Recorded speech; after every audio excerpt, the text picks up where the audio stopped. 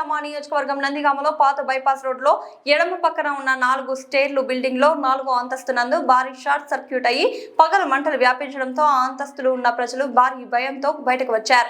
అది చూసిన గ్రామ ప్రజలు వెంటనే స్పందించిన నందిగామలో ఉన్నటువంటి ఫైర్ స్టేషన్ వారికి ఫోన్ చేసి ఇన్ఫర్మేషన్ ఇవ్వగా ఈ విషయం తెలిసిన వెంటనే ఫైర్ సిబ్బంది వచ్చి ఆ మంటలు ఆర్పించారు. అక్కడ నివసిస్తున్న వ్యక్తులను వెంటనే బయటకు పంపించి ఆ మంటలు ఆపి వారికి ధైర్యం చెప్పి ఆ మంటల పొగలు అదుపు చేశారు.